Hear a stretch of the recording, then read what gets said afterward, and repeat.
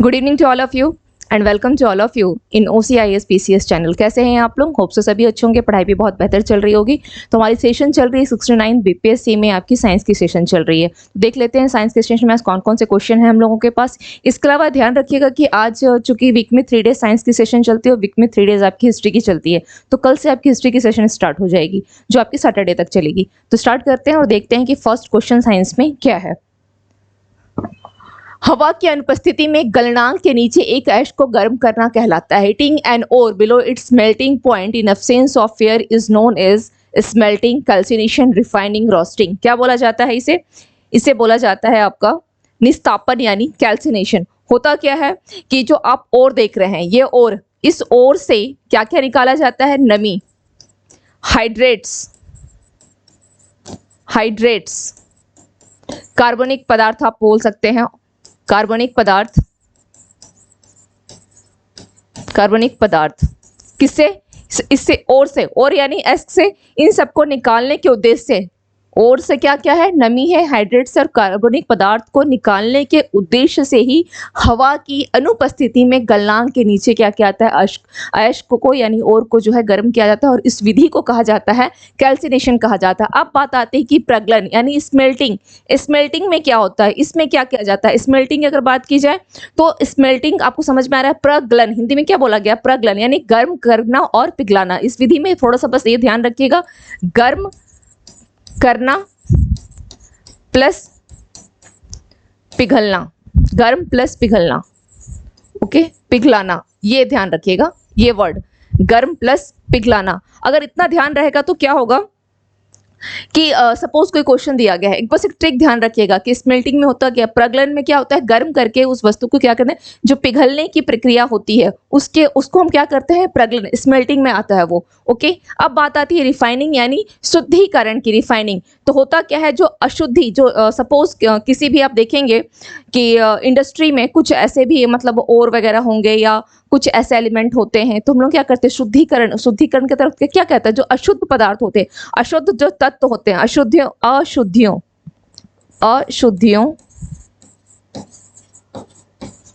या अवांछितों,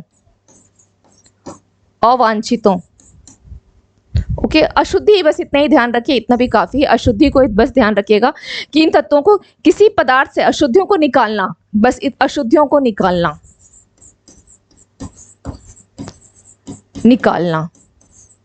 ओके। ये क्या कहलाता है? आपका शुद्धिकरण, रिफाइनिंग इसको बोला जाता है। अब बात आती है रोस्टिंग की। रोस्टिंग किसको? तो रोस्टिंग का बस एक पॉइंट ध्यान रखिएगा कि यह वायु की उपस्थिति में काम करता है। वायु की यानी प्रेजेंस ऑफ एयर, वायु की उपस्थिति में यह कार्य करता है। एक कुछ ट्रिक ध्यान रखिएगा, कभी क्वेश्चन अगर आते हैं तो कम से कम वहां आप कर सकें। क्लियर? प्रगलन में क्या है? गर्म करना और प्लस पिघलाना, प्रगलन हो गया, स्मेल्टिंग हो गई। रिफाइनिंग यानी रिफाइन करने हम क्या करते हैं? किसी अशुद्धियों को निकालना। रोस्टिंग की बात आती है तो वायु की उपस्थिति। Now come to the next question. टीन निम्नलिखित में से किस मिश्र धातु का एक आवश्यक घटक है? Tin is an essential component of which of the following? पीतल, ये आपका एक्चुअली ये वर्ड यहाँ पर थोड़ा सा गलत है, मेलेनियम नहीं है यहाँ पर, ये है ये मैग्नीशियम हो जाएगा, ओके। ये आपका मैग्नीशियम है,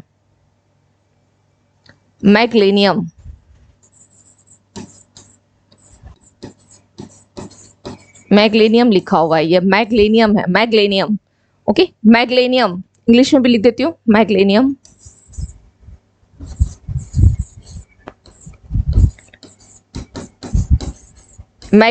है ये, ओके। नेक्स्ट है प्यूटर और नेक्स्ट उसके बाद है सोल्डर। तो बोला गया है कि टीन जो है इनमें से किस मिश्र धातु का एक आवश्यक घटक है, मतलब वो एकदम एसेंशियल है उसके लिए। ऐसे कौन से इसमें कंपोनेंट है जिसके लिए टीन एकदम मस्ट है? तो पीतल किसका मिश्रण है? पीतल किसका है? तांबा प्लस जस्ता का। देख लेते हैं, है ना, इसमें तांबा प्लस जस्ता का, यानी टीन का यहाँ पर कोई रोल नहीं है। अब बात आती है प्यूटर की। तो प्यूटर में क्या क्या है? प्यूटर में भी आपका देखेंगे तो प्यूटर में करीब 85 से 95% जो है आपका टीन है, ओके। टीन है, इसके अलावा बाकी जो रेस्ट 5% इसमें कॉपर हो गया, बिस्मथ हो गया, ये सब ऐड होते हैं। और बात आती है सोल्डर की, तो सोल्डर में क्या क्या मिला हुआ है? तांबा है, जस्ता है, तांबा, जस्ता, रजत, टिन। तो इसका राइट आंसर क्या हो जाएगा? इसका राइट आंसर क्या हो जाएगा? एक से अधिक। क्यों होगा? क्योंकि प्यूटर में भी इसका यूज है। प्यूटर में भी टिन किस मिश्र धातु का एक आवश्यक घटक है? किसका एक आवश्यक घटक है? तो ये प्यूटर का प्लस सोल्डर का, इसलिए आंसर क्या हो जाएगा आपका? एक से अधिक। आंसर क्या हो जाएगा? एक से अधिक। एक से अधिक, ये इसका आंसर हो जाएगा। नेक्स्ट क्वेश्चन पे आते हैं। नेक्स्ट क्या है देख लेते हैं। नेक्स्ट क्वेश्चन, मात्रा के अनुसार परसेंटेज के संदर्भ में निम्नलिखित में से कौन सी अक्रिय गैस यानी नोबल गैस की बात की गई है? अक्रिय गैस, अक्रिय गैस यानी नोबल गैस वायुमंडल की संरचना में सर्वाधिक है? Neon, radon, xenon, argon. तो इसका राइट आंसर क्या हो जाएगा?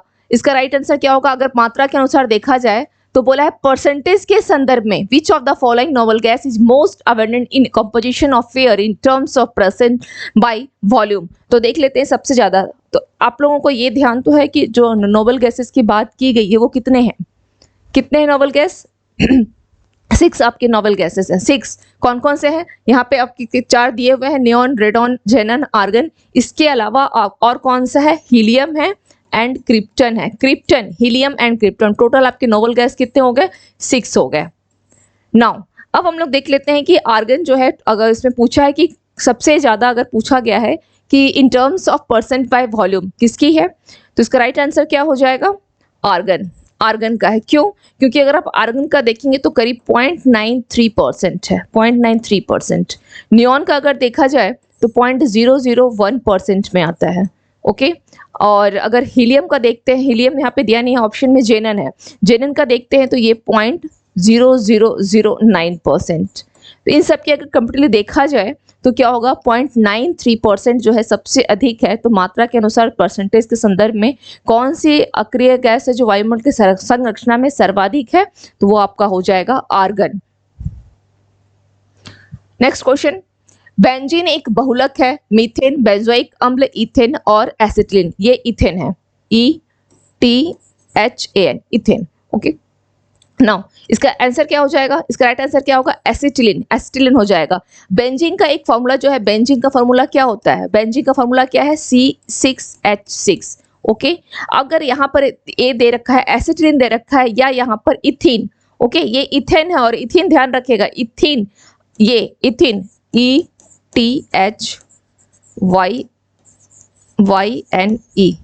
यानी इथीन, इथीन। ओके, ऑप्शन ये दोनों क्या है? सेम है। या तो ये दिया रहेगा एसिटिलीन हो या इथीन हो। तो अगर क्वेश्चन पूछता है कि बेंजीन का बहुलक कौन सा है, बेंजीन का बहुलक क्या है, तो एसिटिलीन या इथीन। फॉर्मूला अगर बोला जाए इथीन का तो क्या है? C2H2, C2H2। ओके, और बेंजीन का C6H6। ये सब थोड़ा ध्यान रखा कीजिएगा। नेक्स्ट क्वेश्चन पे आते हैं। निम्न में से कौन सा कार्बोहाइड्रेट प्रकृति में सबसे प्रचुर मात्रा में है? इसके लिए कुछ भी आपको देखने की जरूरत नहीं, बस सिंपली क्वेश्चन को देखिए और ऐसे ही गेस कीजिए कि क्या हो सकता है। जैसे ग्लूकोज दिया है, फ्रक्टोज दिया गया है, सेलुलोज है और स्टार्च है। सेलुलोज और क्या दिया गया है? Starch, starch, starch. तो राइट आंसर क्या हो जाएगा इसका? एक आप अपने आप से भी अगर आप गेस करते हैं तो यहाँ पर बोला है कार्बोहाइड्रेट की प्रकृति में जो सबसे प्रचुर मात्रा में है, नेचुरली है वो, तो क्या हो जाएगा इसका राइट आंसर? सी, सेलुलोज। सेलुलोज प्रकृति में क्या है? सबसे अधिक मात्रा में यह पाया जा रहा है। नेक्स्ट क्वेश्चन है, फास्फोरस एक आवश्यक घटक है। फास्फोरस एक आवश्यक घटक है किसका? हेमोग्लोबिन, प्रोटीन, न्यूक्लिक अम्ल, क्लोरोफिल का। तो फास्फोरस किसका हो जाएगा? फास्फोरस किसका घटक है? न्यूक्लिक एसिड का। फास्फोरस किसका घटक है? न्यूक्लिक एसिड का। न्यूक्लिक एसिड, फास्फोरस जो है इसको बोला जाता है कि इसकी रीढ़ की हड्डी माना जाता है। ओके, रीढ़ की हड्डी, न्यूक्लिक एसिड। इस फास्फोरस क्या है? इसका एक आवश्यक घटक। फास्फोरस का एक आवश्यक घटक है किसका? न्यूक्लिक एसिड का। उसको क्या बोला जाता है? रीढ़ की हड्डी माना जाता है। Now come to the next question. निम्नलिखित में से कौन एक प्राथमिक प्रदूषक नहीं है, यानी प्राइमरी जो पॉल्यूटेंट नहीं है? देख लेते हैं क्या है। ओजोन दिया गया है, ओजोन है। उसके बाद कार्बन डाइऑक्साइड, कार्बन मोनोऑक्साइड, धूलकण। तो बोला गया है कि कौन सा आपका प्राइमरी पॉल्यूटेंट नहीं है। तो क्या हो जाएगा इसका राइट आंसर? क्या लग रहा है क्या हो सकता है? प्राइमरी पॉल्यूटेंट का मतलब जो है कि डायरेक्ट जो एटमोस्फेयर को जो पॉल्यूटेंट करे, है ना, जिसका संबंध डायरेक्ट एटमोस्फेयर से हो। तो इनमें से कौन है? कार्बन डाइऑक्साइड है, कार्बन मोनोऑक्साइड है, धूल कण भी है, लेकिन इसका राइट आंसर क्या हो जाएगा? ओजोन। ओजोन यानी O3। O3 जो ये डायरेक्ट वायुमंडल को जो है क्षति नहीं पहुंचाता, ये अल्ट्रावायलेट रेज के साथ जब ऑक्सीजन जो होती है वो फोटोकेमिकल रिएक्शन के द्वारा ये के क्षति पहुंचाता है। लेकिन यहाँ पर क्या है, डायरेक्ट पूछा गया कि कौन सा प्राइमरी पॉल्यूटेंट नहीं है, ये पूछा गया है। तो ये डायरेक्ट तो वायुमंडल से इसके साथ काम नहीं कर रहा है, डायरेक्ट इसका रिएक्शन नहीं हो रहा है, अल्ट्रावायलेट रेज के साथ ही जुड़ता है तभी करता है। तो ये क्या हो जाएगा? Ozone. Now come to the next question. Agrostology अध्ययन है। एग्रोस्ट्रोलॉजी किसका अध्ययन है? बीज, घास, फल, पत्ती। तो किसका अध्ययन हो जाएगा? यह घास का। एग्रोस्ट्रोलॉजी। एग्रोस्ट्रोलॉजी किसका हो जाएगा? घास का अध्ययन हो जाएगा। ग्रास, ग्रास और एग्रोस्ट्रो दोनों काफी मिलता जुलता है, ऐसे ध्यान रखिएगा कि ग्रास और agrostology. Now come to the next question. निम्नलिखित में से कौन सा रोग जीवाणु से नहीं होता है? जीवाणु से देख लेते हैं। ऑप्शन दिया गया है हैजा, कुष्ठ रोग, क्षय रोग, हेपेटाइटिस। तो आपका जो जीवाणु से नहीं होता है, राइट आंसर हो जाएगा हेपेटाइटिस। ये किससे होता है? यह वायरस से होता है, वायरस से होता है। और सबसे डेंजरस कौन सा हेपेटाइटिस है? B and C. इंसुलिन है लवण, विटामिन, हार्मोन, एंजाइम। तो इंसुलिन क्या है? हार्मोन है। इंसुलिन क्या है? यह एक हार्मोन है। और ये कैसे होता है, किसके द्वारा निर्मित होता है? तो अग्नाशय के बीटा कोशिकाओं के द्वारा निर्मित होता है, अग्नाशय के बीटा कोशिकाओं के द्वारा। Now come to the next question. मानव आंख के रेटिना पर बनने वाली चित्र होती है। मानव आंख के जो रेटिना पर चित्र बनती है कैसी बनती है? आभासी और उल्टा, आभासी और सीधा, वास्तविक और उल्टा, वास्तविक और सीधा। तो राइट आंसर हो जाएगा इसका क्या होगा? Real and inverted. यानी क्या होगा? वास्तविक और उल्टा। मानव आंख के रेटिना पर बनने वाली चित्र कैसी होती है? वास्तविक होती है, लेकिन वो उल्टा बनती है। Next question.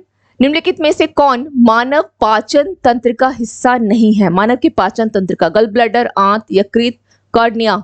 सीधा सा सवाल है, यहाँ पे सोचना ही नहीं है। क्या हो जाएगा? कॉर्निया। ये पाचन तंत्र का तो हिस्सा नहीं है cornea. Now come to the next question.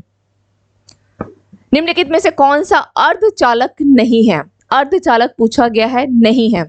Silicon, germanium, selenium, tellurium. तो इसका राइट आंसर क्या हो जाएगा? इसका राइट आंसर होगा ई, उपरोक्त में से कोई नहीं। एक्चुअली यहाँ पर सिलिकॉन ये भी सेमीकंडक्टर है, जर्मेनियम ये भी सेमीकंडक्टर है, सेलेनियम सेमीकंडक्टर है, टेलुरियम भी सेमीकंडक्टर, यानी चारों के चारों ये क्या है? सेमीकंडक्टर। अब आपको यहाँ ध्यान कर रखना है इस क्वेश्चन में कि जो सेमीकंडक्टर हैं उस, जैसे हम लोग एक दो वर्ड से तो काफी परिचित है, जैसे एक आपका हो गया सिलिकॉन, दूसरा हो गया जर्मेनियम, लेकिन सेलेनियम और टेलुरियम जो है ये थोड़ा सा नया वर्ड हो जाता है। तो इन दोनों को ध्यान रखिएगा कि ये भी क्या है? सेमीकंडक्टर ही है। अगर एग्जाम में पूछ लेता तो इस तरह से पूछा गया तो क्या होगा? उपरोक्त में से कोई नहीं। इसमें से आंसर क्या है? कोई नहीं है, यानी सभी के सभी इसमें क्या है? सेमीकंडक्टर है। Now come to the next question.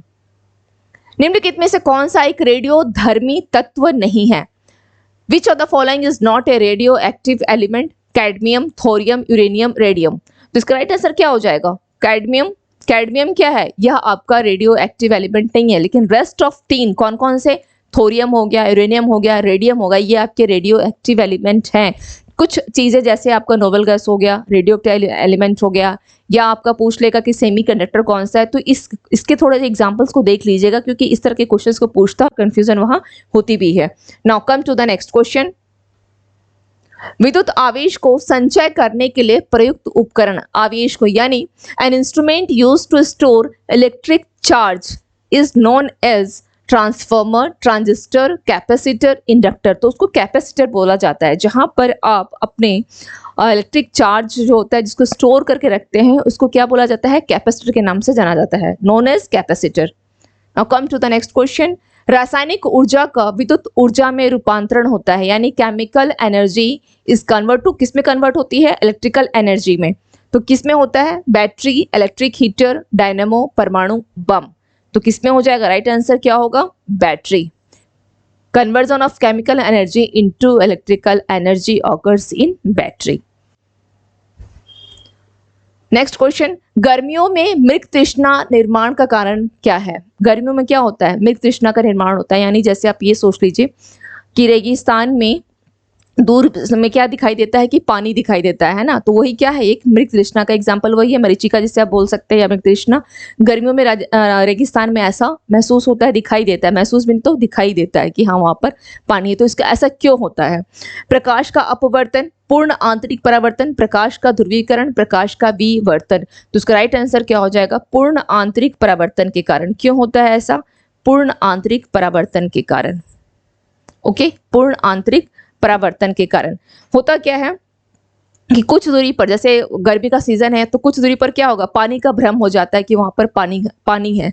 और आंतरिक परिवर्तन में क्या होता है, जो आपतित किरण, एक्चुअली इस पर थोड़ा सा क्लास के अकॉर्डिंग से बताऊंगी, तो जो इमेज है, जैसे जितने भी आपके पास, यानी आपतित किरण जितनी पास जाती जाएगी तो जो उसकी अपरिवर्तित किरण कितने, उतनी वो वास्तविक से दूर हटती चली जाती है। तो ये क्या होता है कि पूर्ण आंतरिक परिवर्तन के कारण होता है, पूर्ण आंतरिक परिवर्तन।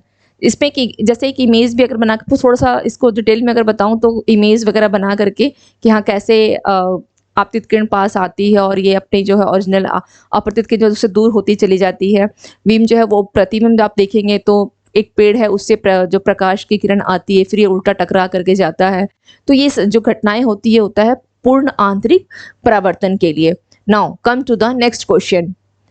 मानव कान की श्रव्य आवर्ती रेंज यानी the audible frequency range of human ear is, हम लोग जो सुन सकते हैं कितने से कितने के बीच में, 20 हर्ट्ज से लेकर के 2000 हर्ट्ज दिया गया है। 2 हर्ट्ज से लेकर के 20,000 हर्ट्ज, 20 हर्ट्ज से लेकर के 20,000 हर्ट्ज के बीच में, 200 हर्ट्ज से लेकर के 20,000 हर्ट्ज के बीच में। तो इसका राइट आंसर क्या हो जाएगा? राइट आंसर इसका होगा 20 हर्ट्ज से लेकर के 20,000 हर्ट्ज के बीच में जो है मानव की जो ईयर है वो सुन सकती है। ओके, मानव की सुन सकती है। साधारण पेंडुलम का आवर्त पूछा है, ना कि आवृत्ति नहीं है। आवर्त यानी टाइम पीरियड पूछ लिया है, आवर्त पीरियड पूछा है। तो निर्भर करता है, किस पे निर्भर करता है? The period of simple pendulum depends on ऊर्जा, आयाम, लंबाई, द्रव्यमान। तो ध्यान रखिएगा, जो आवर्त जो होती है, जो पीरियड होती है, वो किस पे? द्रव्यमान पर निर्भर नहीं करता है, मास पर निर्भर नहीं करता। इसका एक और एग्जाम्पल आपको मिलेगा कि झूले में एक लड़की है जो झूल रही है, उसके साथ दूसरी लड़की भी आके, मतलब 2 लड़कियां झूलने लग जाती है तो भी क्या होता है, कोई फर्क नहीं पड़ता है। क्यों? क्योंकि द्रव्यमान पर कोई इफेक्ट नहीं आता। इसका इस तरह से भी इसमें सवाल बहुत तरीके से बनते हैं। झूले वाली लड़की का पेंडुलम अगर आपका ऐसे छूट गया तो किस दिशा में गया, उसमें किसमें आवर्तकाल बढ़ेगा, किसमें कम होगा। लॉट्स ऑफ क्वेश्चंस आपके इस टॉपिक से बनते हैं। तो चलिए, जो क्वेश्चन यहाँ दिया गया है तो हमेशा ध्यान रखिएगा कि आवर्त का, ओके, यहीं से शुरुआत कर रहे हैं। आपको हर क्लास में यहाँ से एक नए क्वेश्चन मिल जाएगी। तो जो साधारण पेंडुलम का आवर्त होता है वो किस पे निर्भर करता है, ये पूछा है। पहला हम लोग ये देखेंगे तो किस पे निर्भर करता है, यह लंबाई पे निर्भर करता है। यानी लंबाई जितनी बढ़ेगी आवर्त काल क्या होगा, वो बढ़ता चला जाएगा। तो आवर्त पर निर्भर करता है। किस पे अब सवाल आता है निर्भर करता है और किस पे निर्भर नहीं करता है, तो यह द्रव्यमान पर डिपेंड नहीं करता है। Doesn't depends upon mass. Okay, doesn't depends, यानी इस पे निर्भर जो है वह नहीं करता है, नहीं करता है, इस पे निर्भर नहीं करता है, ध्यान रखना है। Now come to the next question. Centigrade scale में 10 डिग्री सेल्सियस का परिवर्तन फारेनहाइट स्केल में किस परिवर्तन के बराबर होता है? ओके, सेंटीग्रेड स्केल में 10 डिग्री सेल्सियस का परिवर्तन, तो इसको हम लोग कैसे निकालते हैं? 10 डिग्री सेल्सियस दिया गया है और पूछा है कि अगर फारेनहाइट स्केल में किस परिवर्तन के बराबर होता है, तो इसका फॉर्मूला क्या है? फॉर्मूला मैंने आपको बताया था, क्या है इसका फॉर्मूला? F = 9/5 C + 32। तो कितना दिया गया है हमारा? 9/5, C कितना है? 10 + 32 = कितना हो जाएगा? 50 डिग्री फारेनहाइट। ओके, 10 तो सेंटीग्रेड स्केल में 10 डिग्री सेल्सियस का परिवर्तन फारेनहाइट स्केल में किस परिवर्तन के बराबर होता है? तो 50 डिग्री F हो जाएगा। तो आंसर क्या यहाँ पे दिया गया, नहीं दिया गया है तो इसका E हो जाएगा आंसर, E। उपरोक्त में से कोई नहीं, उपरोक्त में से कोई नहीं। क्लियर? तो आज की क्लास में एक्चुअली आज ओनली 20 क्वेश्चंस है। कुछ क्वेश्चंस शायद टाइप करने वाले से कहीं स्किप हो गई है, 5 क्वेश्चन नहीं दे पाए, वरना हम लोगों का टारगेट है 25 क्वेश्चंस का। तो कोई बात नहीं, इतने क्वेश्चंस को एटलीस्ट रिविजन कीजिएगा। अगर कोई भी डाउट्स हो क्लास के रिगार्डिंग तो आप लोग मैसेज जरूर किया करें, कमेंट सेक्शन में अपने आप सुझाव जरूर दिया करें। मिलते हैं फिर नेक्स्ट क्लास में। Thank you to all of you and have a nice evening.